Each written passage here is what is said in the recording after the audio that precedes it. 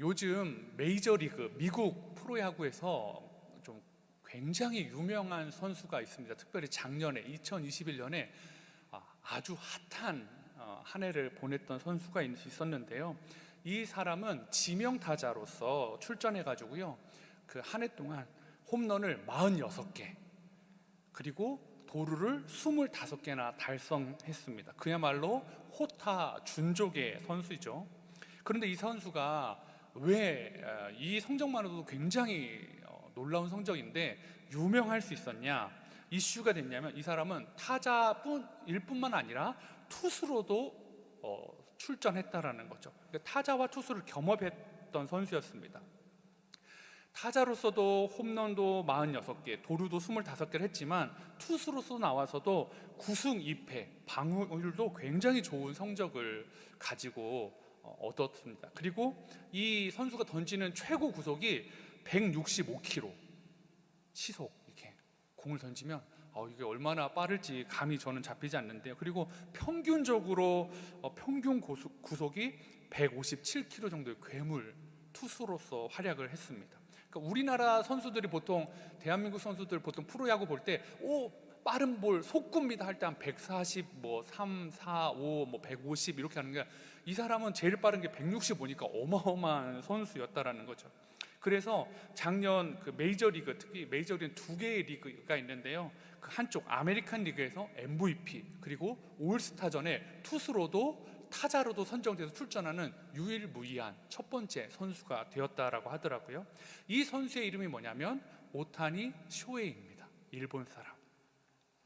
이 오타니 쇼헤이가 투타 전문화가 이루어진 시기에, 지금은 그런 시기인데 100여 년 전 그런 게, 투타가 이게 분업이 잘 되지 않았을 때, 그러니까 즉 베이비루스 시대에나 있었던 투타 겸업을 하니까요, 많은 사람들이 이거 하나만 해야 된다. 그래서 이 사람 별명이 이도류예요. 던지기도 하고 치기도 하고 하나만 해라라고 권면하는데, 그는 여전히 이건 내 꿈입니다 하면서 최고의 무대인 메이저리그에서 투타를 겸업하고 있습니다. 이 선수가 참 특별한 것은 가장 빠른 165km 시속 165km의 공을 던져서도 아니고요, 제가 특별하게 봤던 것은 이 사람이 걸어온 과정들이었습니다. 이 사람은, 이 오타니 쇼헤이는 고등학교 1학년 때 목표를 세웠습니다. 그 목표가 뭐였냐면 일본 프로야구 8개 구단 드래프트 1순위, 그 구단들이 나를 1순위로 뽑아갈 수 있는 실력을 갖추는 거였습니다. 그래서 목표를 세웠으니까 어떻게 이루고 갈까 했는데, 이 오타니 쇼헤이가 만든 방법, 차용한 방법이 있는데, 그게 만다라트 차트라는 것입니다. 9칸으로 나눈 것 중에 가운데, 빙고처럼 9칸을 쭉 선을 그은 다음에 가운데에 자기의 목표를 적었습니다. 8개 구단 드래프트 1위, 그리고 나머지 8칸 바깥에 그것을 위한 세부 목표 8개를 적었죠.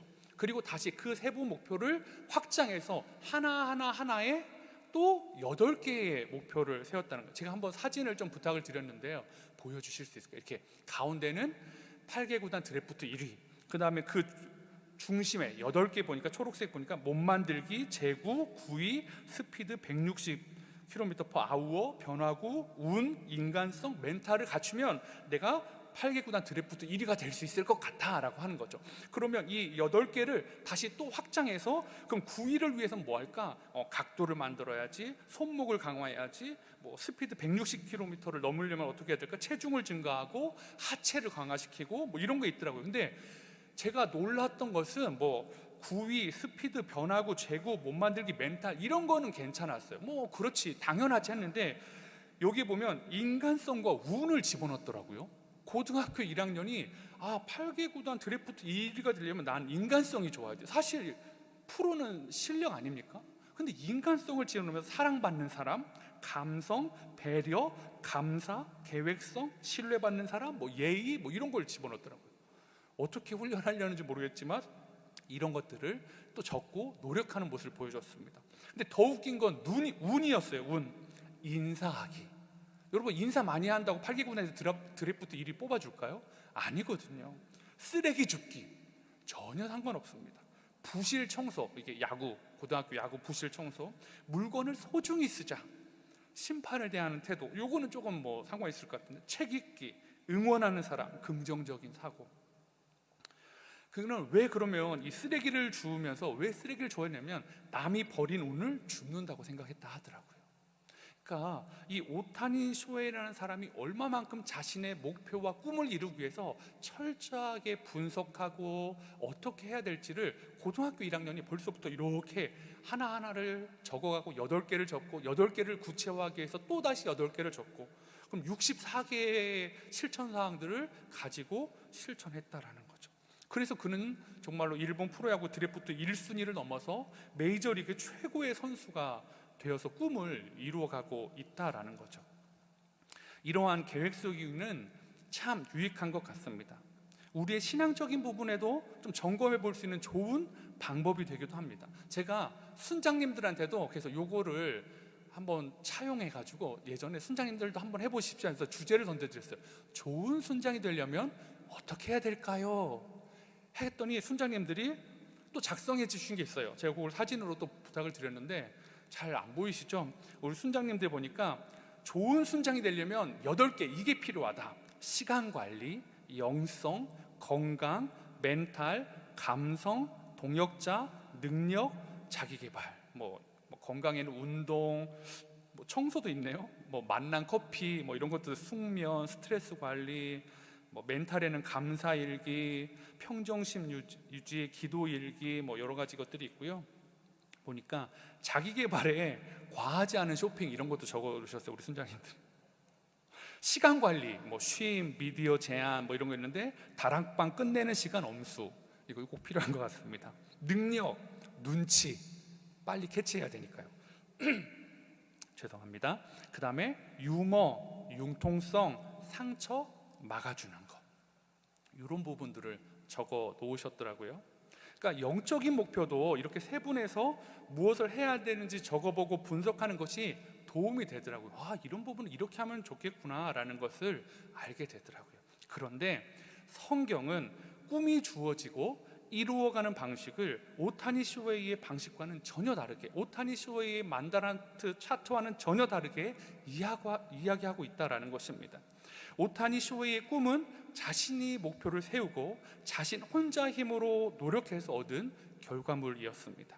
그러나 성경에서는 하나님이 꿈을 주시고 세상의 꿈과는 전혀 다른 접근 방법을 하나님은 말씀하고 계신다라는 거죠. 오늘 예레미야를 부르시고 꿈을 주시고 인생의 방향성을 정해주신 하나님의 방법을 우리가 좀 살펴보기를 원합니다.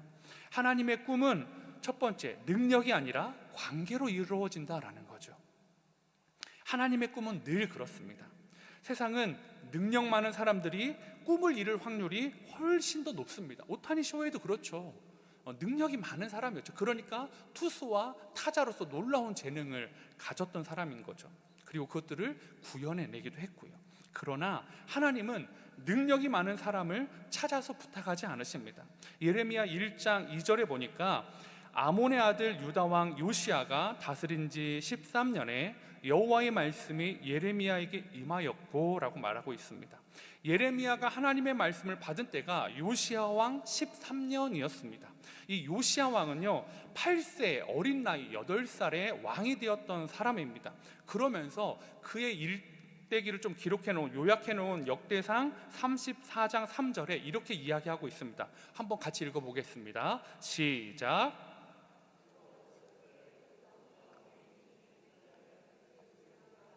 하나님을 비로소 찾고 제20년에 유다와 예루살렘을 비로소 정결하게 하여 그 산당들과 아세라 목상들과 아로 새긴 우상들과 부어 만든 우상들을 제거하여 버리매.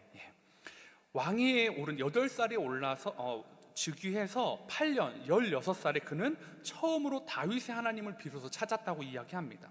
그리고 제12년 20살 때에 유다와 예루살렘을 비로소 정결하게 하고 그 상당들과 아세라 목상들과 아로 새긴 우상들을 타파했다라고 이야기하고 있습니다. 제12년, 즉 지금 예레미야가 소명을 받은 때는 요시야가 우상을 타파하고 영적인 개혁을 단행한 그 다음에다라는 것을 우리가 알 수 있다라는 거죠. 그런데 이러한 놀라운 개혁을 단행했음에도 불구하고 이 요시야의 노력은 하나님을 향한 백성의 마음의 근간을 완전히 돌이키지는 못했던 것 같아요. 왜냐하면 그 다음에 예레미야에게 주셨던 말씀이 뭐냐? 내가 다 부수고 내가 다시 세우겠다라는 말씀이었기 때문입니다. 예레미야가 하나님의 말씀을 받은 시기는 그가 학자들마다 조금 견해가 다른데요, 보통 18살에서 20살, 즉 약관의 나이에 예레미야는 하나님의 부르심을 받았다라고 성경은 이야기하고 있습니다. 이것은 그가 전혀 제사장으로 준비가 안 된 시기라는 것을 역설적으로 보여줍니다. 왜냐하면 제사장은 만 30세, 곧 30세 이상이 되었을 때 하나님 앞에 봉사할 수 있는 자격이 주어졌습니다. 민수기 4장 3절에 보니까 곧 30세 이상으로 50세까지 회막의 일을 하기 위하여 그 역사에 참가할 만한 모든 자를 계수하라. 레위인들 중에서 회막에 일할 수 있는 사람은 30세 이상이었어요. 근데 예레미야는 20살이었어요. 아직 제사장으로서 일할 자격이 주어지지 않았다라는 거죠. 그러한 기준을 볼 때 예레미야는 아직 하나님 앞에 제사장으로 설 수도 없는, 자격 없는 자였다라는 거죠. 근데 또 치명적인 약점이 있었는데 그게 뭐냐? 말에 능숙하지 않았다라는 거예요. 사실 이것은 굉장히 큰 핸디캡입니다. 젊은 사람, 자격이 갖춰지지 않은 사람이 사람들 앞에 섰을 때 말이 능숙해야 저 사람은 저것 때문이라도 하나님이 쓰셨구나 할 텐데, 그는 외모적으로도 나이적으로도 그리고 언변적으로도 갖춘 것이 너무 없었다라는 거죠. 사람을 설득할 만한 은사가 없었습니다. 얼마나 그러는지 나는 아이라 라고, 어린아이와 같습니다 라고 이야기하고 있습니다. 결격사유 아닙니까? 그러나 하나님은 이러한 조건과 능력으로 예레미야를 부르지 않습니다. 만약 하나님이 그러셨다면, 그러한 기준이 아니고 하나님의 성경에 나온 기준대로 했다면 30세 이상에서 말 잘하는 사람을 하나님이 부르시고 그를 통해서 일을 하셨을 거예요. 근데 하나님은 그렇게 하지 않으신다라는 거죠. 근데 하나님은 늘 그래요. 하나님은 왜 그러신지 모르겠어요. 모세도 그랬죠. 나는 말이 어눌한 사람입니다. 모세의 힘을 전혀 의지할 수 없대. 광야에 40년을 목자로 살아갔을 때 온 몸에 양냄새, 풀냄새, 먼지만 가득했을 때 하나님이 너 나와 함께 하자 부르십니다. 말로 설득할 수 없는 모세를 하나님 부르십니다. 기드온, 우리가 지난번에 말씀 나눴었죠. 위축된 모습으로 포도즙 틀에 숨어서 자기 먹을 걸 타작하고 있을 때 넌 큰 용사야 라고 하면서 하나님이 그를 불러주십니다. 다윗은 어떻습니까? 이스라엘에서 싸움을 제일 잘하기 때문에 골리앗 앞에 선 것이 아니었습니다. 가장 어린 나이에 싸울 수 있는 무기를 갖추지 못했음에도 불구하고 그는 하나님을 바라보고 골리앗 앞에 섰던 용사였습니다. 하나님의 꿈은 능력자가 이루는 것이 아닙니다. 우리는 자꾸 하나님의 꿈은 능력자가 이룬다고 생각해요. 창세기 6장 4절에 보니까 당시에 땅에는 네피림이 있었고 그 후에도 하나님의 아들들이 사람의 딸들에게로 들어와 자식을 낳으니 그들은 용사라 고대의 명성이 있는 사람들이었더라. 창세기에도 보면요, 용사가 있었어요. 명성 있는 사람들이 있었어요. 이 시대에 죄가 너무너무 관영하고 정말 악한 시대였어요. 그때 하나님이 용사, 명성 있는 사람을 부르지 않습니다. 누굴 부르시죠? 무명의 한 사람, 나이 많은 사람, 노아를 부르십니다. 노아. 오히려 용사의 자격이나 명성으로서는 아무것도 갖춰지 못했는 그런 노아를 하나님이 부르십니다. 그리고 노아를 통해 하나님이 일하시는 것을 볼 수가 있죠. 예레미야도 그랬습니다. 너무나 어린 나이에 사명을 받았습니다. 그런데 예레미야가 감당해야 하는 사명은 너무나 무거웠어요. 만국을 선포해야 되는 사명이었어요. 마지막 선왕, 이스라엘의 마지막 선왕인 요시야의 부흥기부터 마지막 끝 왕까지 섬기면서 계속 그 망함을, 그리고 하나님 회복함을 이야기해야 됐다라는 것이 그에게는 많은 부담이었습니다. 그 어린 나이에 그가 감당할 수 있는 것들이 아니었습니다. 말주변도 없었습니다. 그런데 하나님은 그를 통해서 꿈을 이루어 가실까요? 오늘 본문 5절에 보니까 내가 너를 모태에 짓기 전에 너를 알았고 네가 배에서 나오기 전에 너를 성별하였고 너를 여러 나라의 선지자로 세웠노라 하시기로. 하나님은 예레미야가 말주변을 갖추거나 나이가 차서 부르신 것이 아니라 그가 모태에 있기 전부터 이 사명을 위해 부르셨다라고 말씀하십니다. 하나님은 예레미야의 상황을 보고 컨택하신 것이 아니라는 거죠. 하나님의 전적인 주권을 통해 너 나와 함께 해야 되겠다. 불렀는데 하나님 저 이제 보니까 어린아이 같아 말을 못하는데 상관없어. 내가 이미 너를 불렀어. 그리고 이러한 능력을 보고 부르시는 것이 아니기 때문에 사실 하나님의 이 전적인 주권 안에서 예레미야가 사역함이 그에게는 굉장한 힘이 되었습니다. 그는 생명의 위협, 감금, 심지어 매국노라는 오해 속에서도 견디어 나갈 수 있는 힘이 바로 이 부르심이었습니다. 저는 이 마음을 조금 요즘 이해하는 것 같습니다. 저는 29명의 분립개척전 목사님들을 딱 세워놓고 자, 목사의 능력 순으로 한번 줄을 서보자 하면 저는 재빨리 막 뒤로 가가지고 한 뒤쪽에서 어슬렁거릴 거예요. 나 이쪽에 서야 되는데 빨리 서줬으면 좋겠다. 앞에부터 1등부터 28등 쓰면 29등쯤에 좀 서야 되지 않을까?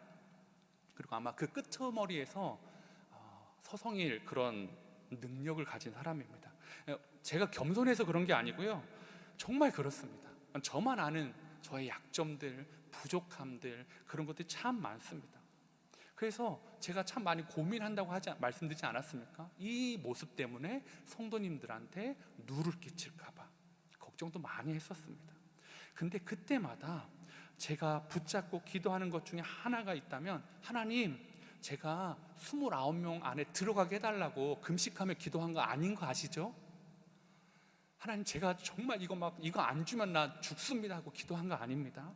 하나님, 제가 이 광주를 너무 사랑해서 마음에 품고 보함직도 하고 먹음직도 한 것처럼 막 사랑해가지고 막 열렬히 막 마음에 끌었던 지역 아닌 거 아시죠? 제 마음에는 광주란 곳이 잘 들어와 있지 않았습니다. 그런데 제비뽑기에서 하나님이 너 가 하셨잖아요. 그때부터 광주가 제 마음에 들어왔죠. 하나님 아시죠? 이런 것들이 저한테 큰 담대함으로 작용하게 되었습니다. 하나님이 뽑으셨잖아요. 하나님이 저 여기로 보내셨잖아요. 하나님이 책임지세요. 자꾸 생각날 때마다 사단이 너는 안 되지 않니? 너는 이걸 감당할 능력이 되지 않지 않니? 너는 말이 어눌하지 않니? 너는 좀 부족하지 않니? 너는 정말 깨끗함 안에서 성도들보다 부족한 것도 있지 않니? 맞아요, 있어요. 그런데 그것 때문에 하나님 부르신 거 아니잖아요. 하나님이 저 부르셨죠. 하나님이 여기다 꽂으셨죠. 하나님이 심어주셨죠. 그게 저한테 이 상황 가운데 흔들리지 않는 마음의 평강을 주는 힘이 되었다라는 거죠. 예레미야도 그랬을 것 같아요. 만약 예레미야를 능력으로 하나님이 뽑으셨다면 예레미야는 수많은 오해와 죽음의 위협과 감옥에 갇힐 때마다 혹시 내가 뭘 잘못한 건 아니었을까? 내가 뭘 말에 실수한 건 아닐까? 내가 잘못 전한 건 아닐까? 그의 삶이 후회와 고뇌로 가득 찬 삶을 살았을 것입니다. 그런데 예레미야는 감옥에 갇혔을 때에도, 매국노라는 오해를 받았을 때에도, 죽음의 위협이 있을 때에도, 나라가 망할 때에도 그는 담대하게 하나님이 그의 입에 주신 것들을 선포하고 있습니다. 사랑하는 성도 여러분, 능력이 없다고, 나는 능력자가 아니라고 너무 마음 아파하지 마십시오. 하나님은 저와 여러분을 능력을 보시고 사랑한 것이 아닙니다. 예레미야처럼 그냥 태중에 있기 전부터 사랑해 줄게, 내가 너를 사랑해 라고 작정해 주셨습니다. 그리고 하나님의 그 작정은 세상의 그 어떤 것도 끊을 수 없습니다. 로마서 8장 35절 39절에 우리가 너무 잘 아는 말씀, 누가 우리를 그리스도의 사랑에서 끊으리요? 환난이나 곤고나 박해나 기근이나 적신이나 위험이나 칼이랴. 기록된 바 우리가 종일 주를 위하여 죽임을 당하게 되며 도살당할 양같이 여김을 받았나이다 함과 같으니라. 그러나 이 모든 일에 우리를 사랑하시는 이로 말미암아 우리가 넉넉히 이기느니라. 내가 확신하노니 사망이나 생명이나 천사들이나 권세자들이나 현재일이나 장래일이나 능력이나 높음이나 깊음이나 다른 어떤 피조물이라도 우리를 우리 주 그리스도 예수 안에 있는 하나님의 사랑에서 끊을 수 없으리라. 아멘. 그러므로 우리는 능력을 구하는 사람이 아니라 하나님과의 친밀함, 끊을 수 없는 사랑을 구하는 사람들이 되어야 됩니다. 하나님의 사랑, 하나님의 자녀가 되는 은혜를 잃어버리지 않도록 하나님 기억할 수 있도록 힘을 주십시오 라고 기도해야 됩니다. 오늘 이 시간 능력이 아니라 하나님과의 관계를 최우선으로 생각하는 우리가 되기를 소망합니다. 두 번째로 하나님의 꿈은 하나님의 말씀 터치로 이루어진다라는 것입니다. 9절에 보니까 여호와께서 그의 손을 내밀어 내 입에 대시며 여호와께서 내게 이르시되 보라 내가 내 말을 네 입에 두었노라 라고 말씀하십니다. 예레미야와의 관계를 설정하신 하나님은 더 나아가 예레미야의 가장 약한 부분을 터치해 주십니다. 그리고 그곳에 하나님의 말씀을 두겠다라고 선포해 주십니다. 하나님은 예레미야의 가장 약한 곳에 하나님의 능력과 권한을 부여해 주십니다.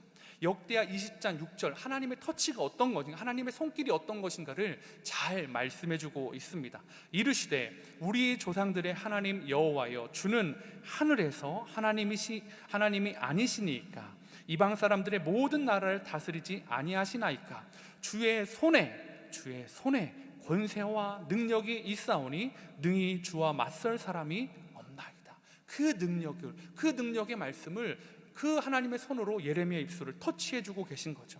이제 예레미야는 그 터치로 인해서 그의 말은 아이의 말이 아닙니다. 능력 없는 말이 아니다라는 거죠. 하나님은 예레미야를 통해 더 이상 아이라 말하지 말라라고 얘기하세요. 저는 아이인데요. 아니야, 너 아이라고 하지 마 라고 말씀하신다는 거죠. 이러한 말씀의 터치는 예레미야한테는 주저함을 사라지게 만들었습니다. 확신을 가지고 말할 수 있게 해주었습니다. 이제 그의 입에서 나오는 말은 하나님이 그에게 주시는 말씀이 되었기 때문입니다. 예레미야는 자신감을 갖게 되었고 말의 유창함에서 자신감을 얻은 것이 아니라 자신의 입에 주신 하나님의 말씀의 권위에서 자신감을 찾습니다. 하나님과의 관계에서, 하나님과의 터치를 통해서, 하나님과의 스킨십을 통해서 그는 자신감을 찾고 있다라는 거죠. 제가 지난주에 새가족 신방을 하면서 참 제가 감사한 신방이 많이 있었는데, 그 중에 한 가정을 갔을 때 이분이 선포되어 있는 말씀을 자신의 상황과 약함을 관통시키는 말씀이다라고 말씀해 주시면서 그 말씀들이 너무 감사하고 은혜가 되었다는 걸 막 얘기하시는 거예요. 목사님, 첫째 주는 이 말씀해 주셨죠. 이 말씀 때문에 제가 너무너무 힘이 됐어요. 목사님, 둘째 주는 이 말씀해 주셨죠. 이것 때문에 제 마음에 눈물이 터져났어요. 하나님을 붙잡는 시간 됐어요. 셋째 주는 이 말씀해 주셨는데 제가 막 이분 말씀을 들으면서 내가 이렇게 설교를 잘했나? 그런 생각이 들더라고요. 근데 아니잖아요, 여러분. 아니에요. 아닙니다. 저는 그냥 윤지영이라는 사람인데 하나님이 부족한 자의 입술을 통해서 선포되어진 말씀을 통해서 그분에게 터치해 주신 거예요. 그분의 삶에, 지나온 시간에, 기도에, 문제에 터치해 주시니까 이분한테는 그 말씀이 능력이 돼서 다 아멘, 아멘, 아멘으로 받아서 저도 기억나지 않는 말씀들을 계속해서 내가 저런 얘기를 했었구나 라고 하면서 신방을 들을 정도로 그런 시간들을 가졌습니다. 사랑하는 성도 여러분, 여러분은 어떠십니까? 하나님의 말씀에 터치가 있으십니까? 하나님의 말씀이 오늘 여러분의 삶을 터치하여 주시길 저는 간절히 소망합니다. 그리고 기도합니다. 그래서 나는 아이입니다라고 고백할 수밖에 없었던 예레미야에게 더 이상 너는 아이라 하지 말라라고 선포해 주신 은혜가 우리 가운데 있길 원합니다. 하나님, 저는 아이입니다. 저는 작은 자입니다. 저는 약한 자입니다. 하나님이 말씀하십니다. 아이라고 하지 마. 나의 강한 팔이, 나의 전능한 손이, 나의 시선이 너와 함께 있는데 네가 어떻게 아이가 될 수 있니? 너의 팔이 짧지만 나의 팔은 짧지 않다라고 하나님은 말씀하신다라는 거죠. 여러분의 꿈이 혹시 좌절되어 있지는 않습니까? 능력이 부족해서, 나는 능력이 없어서 꿈을 포기할 수밖에 없었습니다. 아무리 애써도 변화가 없어서 나는 그 꿈을 포기해버렸습니다. 내 꿈은 죽어버렸습니다. 하나님의 말씀 터치는 멈춰버린 심장을 다시 뛰게 하는 제세동기 같다는 생각을 해보게 되었습니다. 안 된다고, 너무 슬프다고 뒤로 빠지려고 했던 예레미야의 가슴을 다시 뛰게 했던 하나님의 말씀, 하나님의 터치가 바로 그러한 역할을 해 주었습니다. 다시 멈춰버린, 다시 뛸 수 없는 예레미야를 하나님의 무대로, 하나님의 경주자로 세워주신 것, 그것은 하나님의 능력이고 하나님의 터치고 하나님의 말씀이었습니다. 오늘 이 시간 저는 우리 함께 그린 성도님들이 하나님의 말씀의 터치로 다시 하나님의 꿈을 회복하는 시간 되길 원합니다. 그리고 그 위대한 믿음의 여정을 다시 시작하는 함께 그린 교회 성도님 되시기를 간절히 축복합니다. 함께 우리가 하나님의 꿈 세 번째는 사람과의 동역으로 이루어진다라는 것입니다. 이제 하나님은 예레미야에게 살구나무 환상을 보여주세요. 그리고 무엇을 보는지 물어보세요. 자, 하나님이 보여주시고 무엇이 보이냐라고 물어보시는 게 좀 아이러니하지 않습니까? 보여주신 다음에 뭐가 보여?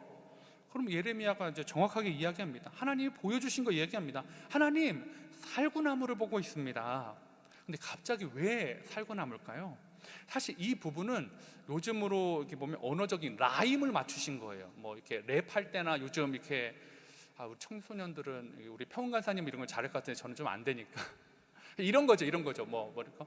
야, 눈 좀 봐봐 할 때 여러분 어떤 걸 생각하세요? 눈을 생각하는 분도 있고 하늘에 내리는 눈을 생각하는 분도 있을 거예요. 그죠?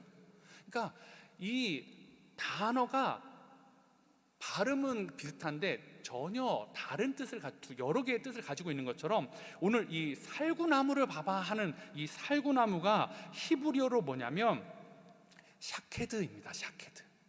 근데 그 다음 12절에 나오는 지키시다라는 히브리어가 쇼케드입니다.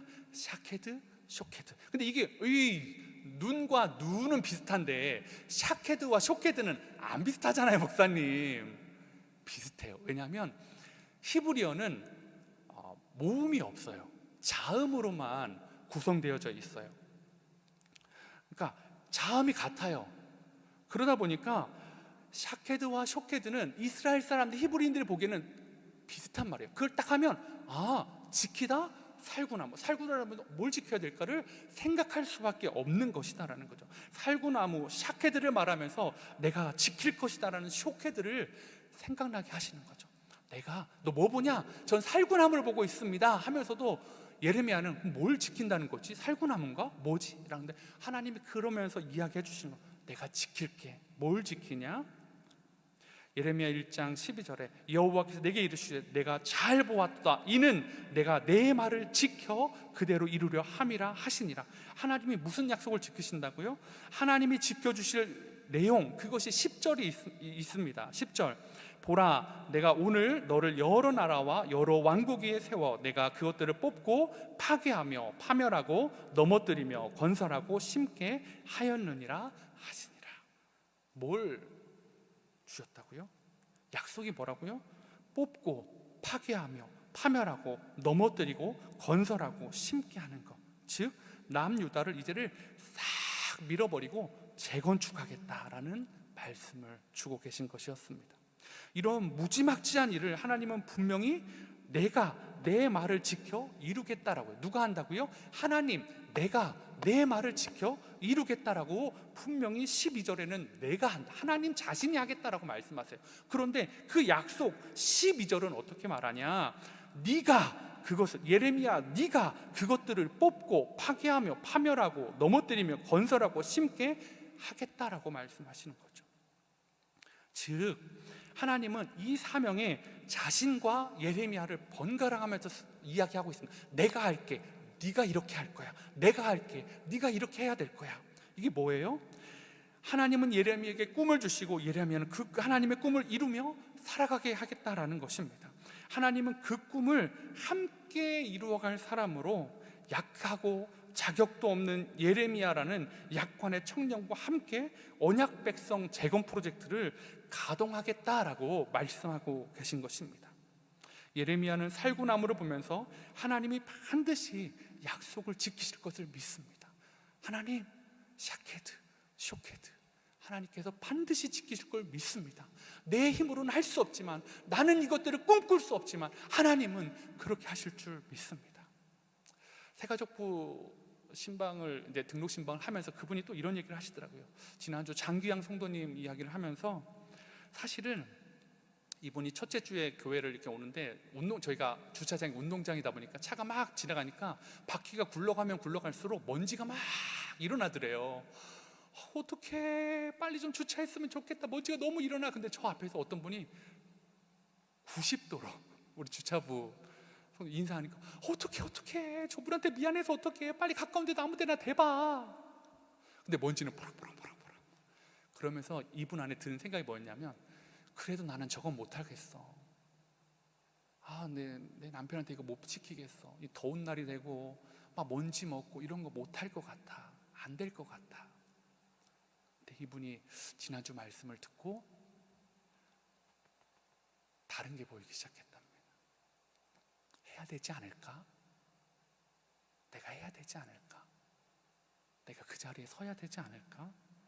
그런 생각을 하게 됐다는 이야기를 제가 들으면서, 이분은 전혀 볼 수 없는 것, 환경을 더위를 보고 먼지를 보고 할 수 없는 것들을 봤는데, 하나님의 말씀이 터치해 주시니까 그분 안에 그 자리가 보이더라고요.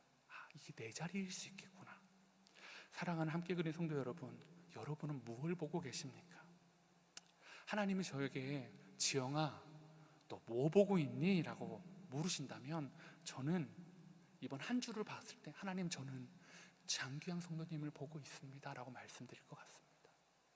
하나님, 저는 그분을 회복되는 것을 보고 싶습니다 라고 말씀드릴 것 같습니다. 또 지영아, 너 뭐 보고 싶니? 라고 물으신다면, 하나님, 이렇게 아이 같은 사람, 이렇게 말이 어눌한 사람, 이렇게 부족한 사람, 하나님 이곳에 목사로 세워주셨는데, 하나님, 제 능력과 상관없이 우리 함께 그린 교회 성도님들이 하나님 안에서 정말 행복했으면 좋겠습니다. 저는 그것을 보고 싶습니다 라고 하나님께 답하고 싶습니다. 이것이 제게 주신 하나님의 꿈이고 제게 주신 사명이 되었습니다. 성도 여러분, 여러분에게는 어떤 사명을 하나님이 보여주고 계십니까? 함께 그린 교회에 오셔서 하나님이 여러분에게 말씀을 통해서 너 무엇 보고 있니? 라고 물어보실 때, 하나님, 저는 여전히 부자 되는 거예요. 하나님, 저는 제가 잘 사는 거예요. 하나님, 제가 더 행복한 거예요. 거기에만 머물지는 않았으면 좋겠습니다.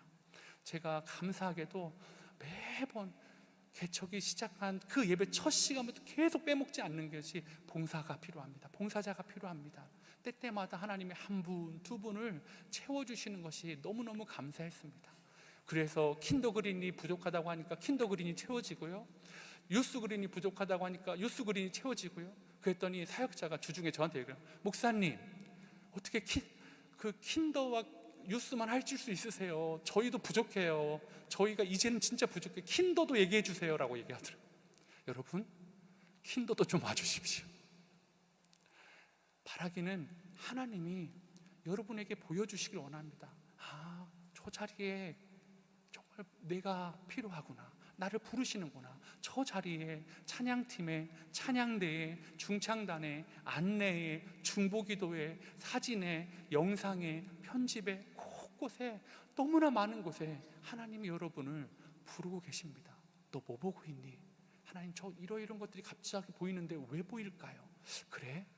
네가 해보면 어떠니? 저는 아이인데요, 저는 누구를 가르칠 수 없는데요. 아니, 너 아이라고 하지 마.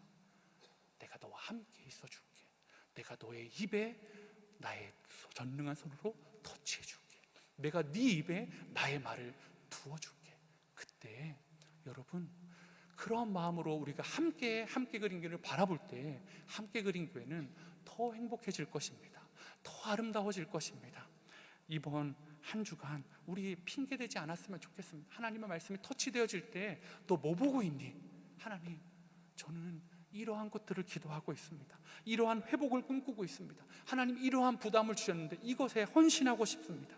하나님의 나라는 영웅들이 하는 것이 아닙니다.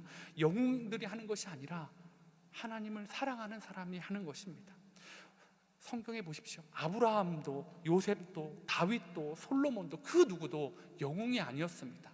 하나님이 찾아가셔서 마음에 주셨을 때 반응한 사람들이었습니다. 아이와 같은 함께 그린 교회 성도 여러분, 여러분에게 하나님의 전능한 손이, 하나님의 말씀이 함께하는 그러한 한 주간 되시기를 축복합니다. 우리 이 시간 이 말씀을 기억하면서 우리 찬양하며 나아가길 소망합니다.